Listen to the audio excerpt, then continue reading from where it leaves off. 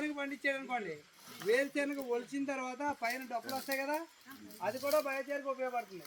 లేదా కాఫీ ఉంది ప్రాసెసింగ్ ఇక్కడ దగ్గర ఏలూరు రాజుగారికి ఉంది, ఆ పైన ఉన్న షెల్ కూడా బయోచార్కి ఉపయోగపడుతుంది. ప్యాడీ హస్క్ వరి ఓక కూడా బయోచార్కి ఉపయోగపడుతుంది. కోకో ప్రూనింగ్ చేసిన కొమ్మలు బయోచార్కి ఉపయోగపడుతుంది. ఈ ఆకులు ఉపయోగపడవంటే తక్కువ ఉంటుంది, అందులో గమ్ముని బూడిదైపోతుంది, ఎక్కువ యాష అయిపోద్ది.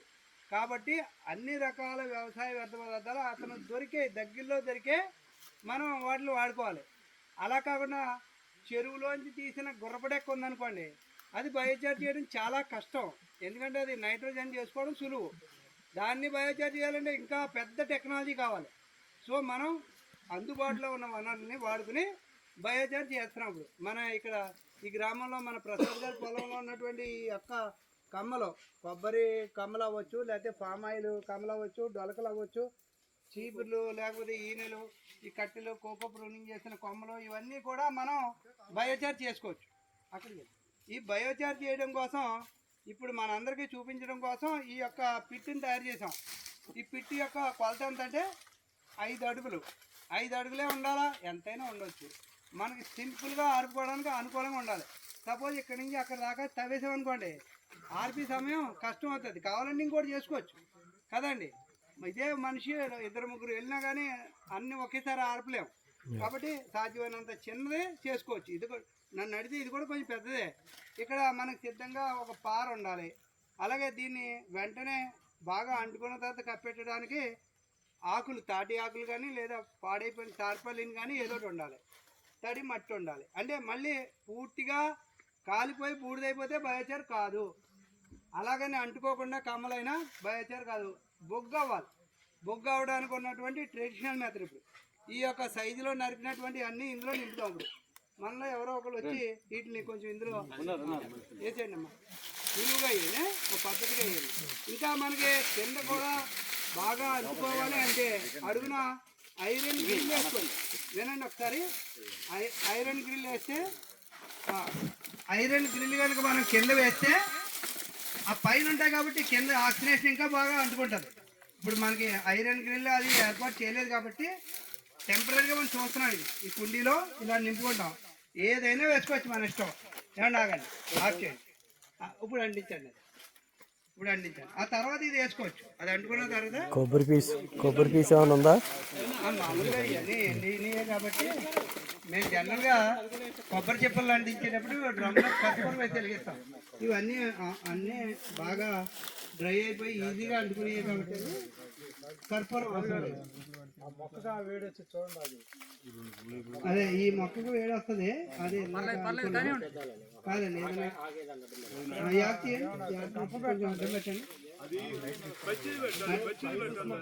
స్పైసెస్. సో మీరు నుంచోండి, ఆ వేడి వచ్చిన పారిపోతుంది. సో ఇది ఇప్పుడు ఇది అంటుకుంది కదండి, అలా వదిలేసాం అనుకోండి ఏమవుతుంది, అలా అవ్వకుండా ఉండాలంటే కొంచెం అంటుకోవాలి ముందు. ఇంకా అది అంటుకున్న తర్వాత అంటే మనం ఈ గోతి సైజుని మనకున్న మనుషులు, అందుబాటులో ఉన్న మనుషులు బట్టి పెంచుకోవచ్చు. అలా అంటుకున్న సమయంలో దాని మీద వేయండి. ఇప్పుడు కట్లేయండి, దాని మీద అక్కడే వేయండి, దూరం మండే కాడ.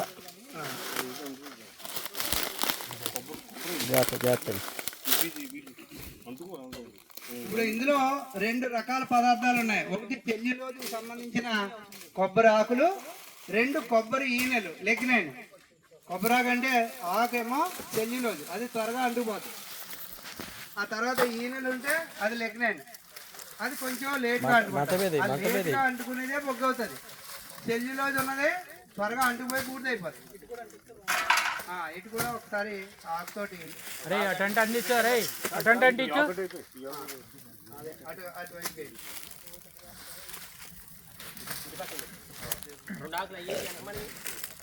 ఇంకా ఆకులు వద్దులేండి, ఆకులు వద్దు మరి మన పైకి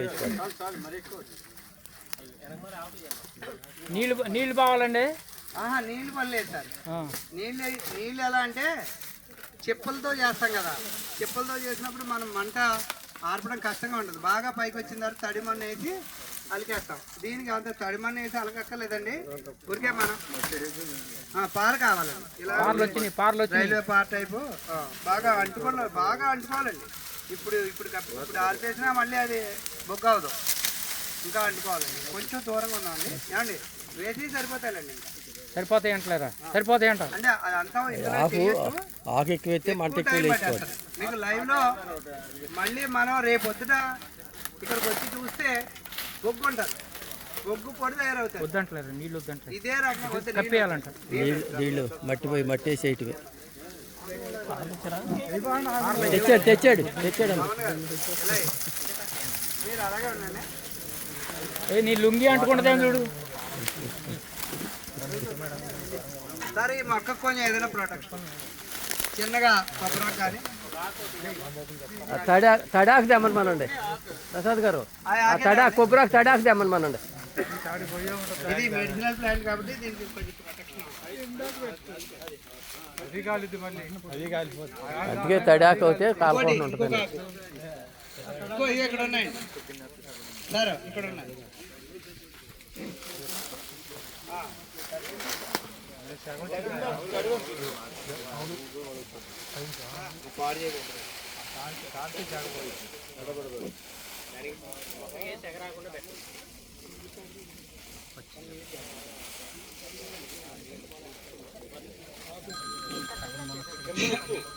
ఇప్పుడు చూడండి, ఈ పైన బాగా అంటుకున్నది బొగ్గు అవుతుంది చూడండి.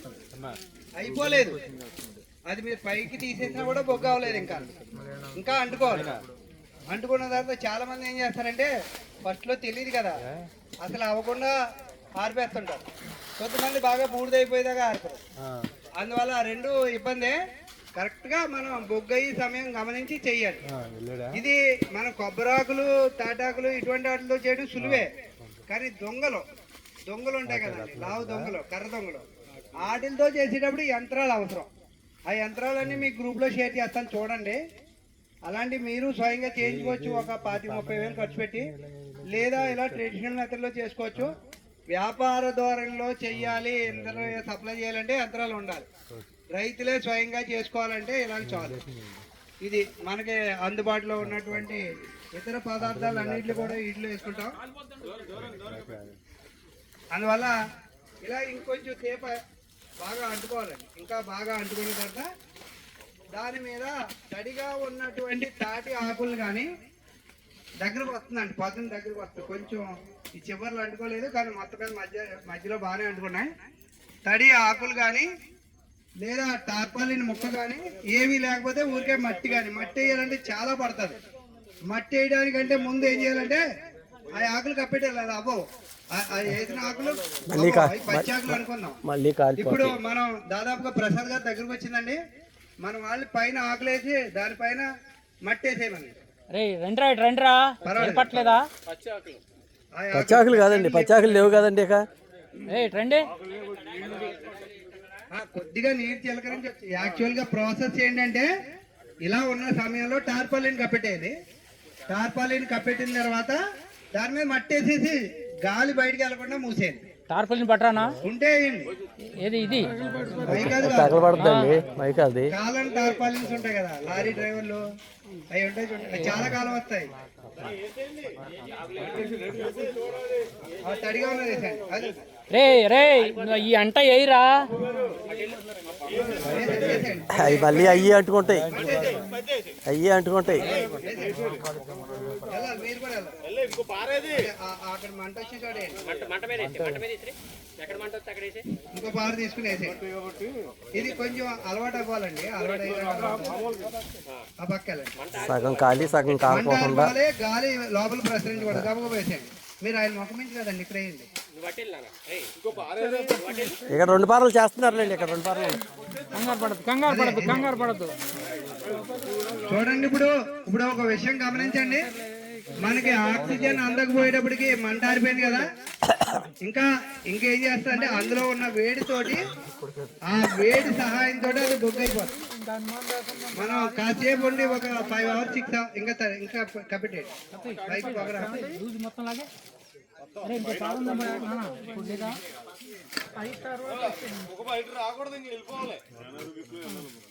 అంతే అండి, ఎనారోబిక్ కండిషన్ లో ఉంచితే ఇప్పుడు కింద బాగా అంటుకున్నాయి చూడండి, అవి మాత్రమే బొగ్గు అవుతాయి, పైన వేసినవి అవ్వవు. ఈ పై ఏంటంటే మనం టార్పాలిన్ వేసుకోవచ్చు, తడి ఆకులు వేసుకోవచ్చు. ఇది ట్రెడిషనల్ మెథడ్ మాత్రమే. ఫైరాలసిస్ మెథడ్ లో ట్రెడిషనల్ మెథడ్ ఇది. ఇంకా మా ప్రాంతంలో డ్రమ్ములు ఉంటాయి పేపాలు, ఆ పేపాల్లో చిప్పలు వేస్తాం, కొబ్బరి చిప్పలు, బాగా ఆరిన చిప్పలు. ఏం పేపాలండి? ఐరన్ పేపాలు. జమీల్ గారు అదే పేపాలు ఉంటాయి కదండి, ప్లాస్టిక్ కాదు, ఐరన్ తార్ డబ్బాలు ఉంటాయి కదా, ఆ డబ్బాల్లో అడుగున ఇంత ఎత్తున అంటే ఓ 18 అంగుళాలు ఎత్తున కొబ్బరి చిప్పలు వేస్తాం ఆరిని.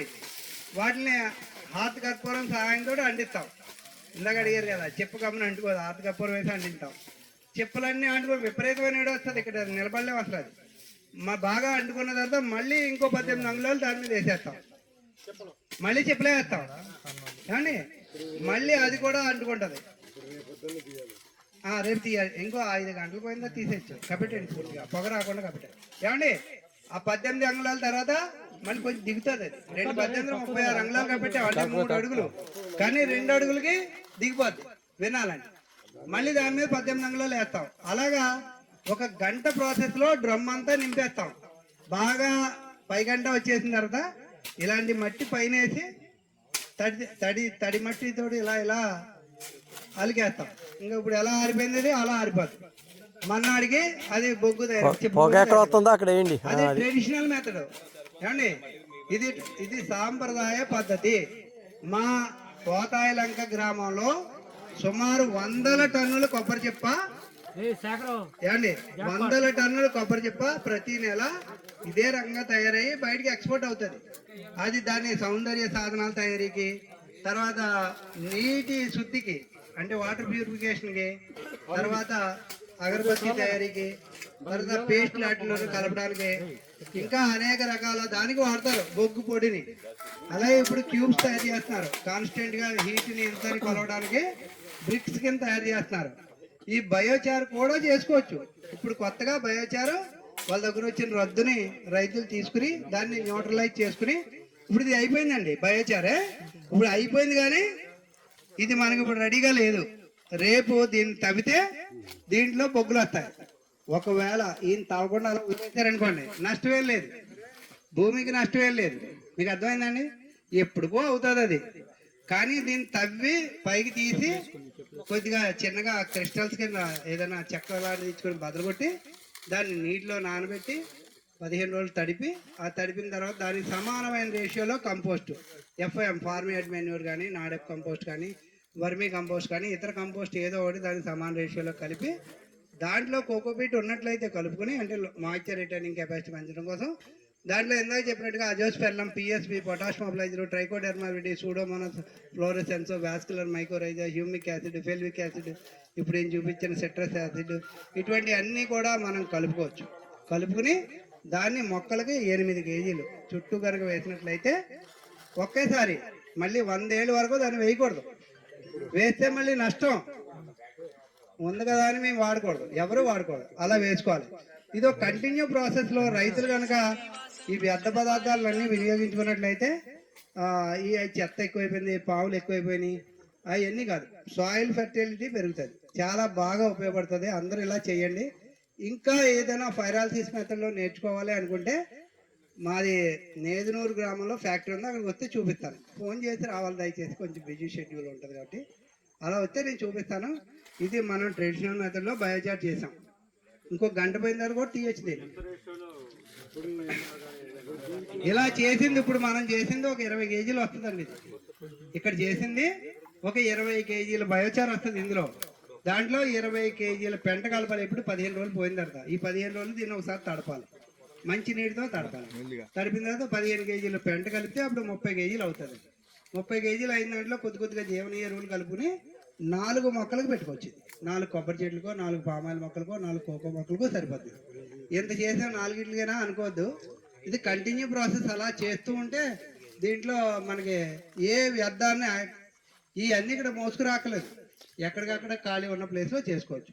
పైన కొంచెం పాలినేషన్ అది పాడవకుండా, అదే ఇప్పుడు సపోజ్ ఇక్కడ ఇందాక మనం అక్కడ పసుపు మొక్క తవ్వేసాం, ఈ మొక్కకి కొంచెం జాగ్రత్తగా పడ్డాం, అలాంటి ఇబ్బందులు లేకుండా తవ్వుకోవాలి.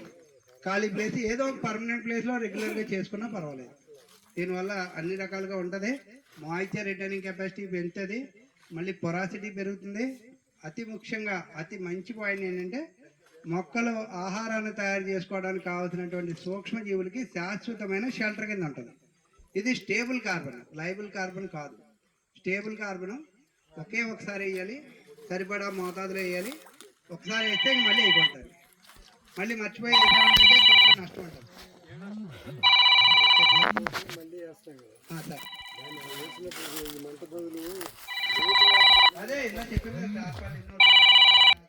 సార్ ఏమంటారంటే వెంకటేశ్వర ఎక్కడండి? ఎక్కడ చాలు రోడ్డు మీదకి వచ్చా బండి కార్ బయట పెట్టా. వీళ్ళిద్దరు వచ్చేసారు, వీళ్ళ ముగ్గురు వచ్చేసారా? దయచేసి ముగ్గురు ఎవరు వచ్చారు, ఖాళీ నేను వచ్చాం. ఆహా, ముగ్గురు అక్కడ ఉన్నారు. సరే సరే. ఏదైనా అతి వస్తారా? చెప్పంటారు పాడే కదా అది అడుగుతున్నారు. వెంటనే వచ్చేస్తుంది సార్. ఇప్పుడు నాకు నేను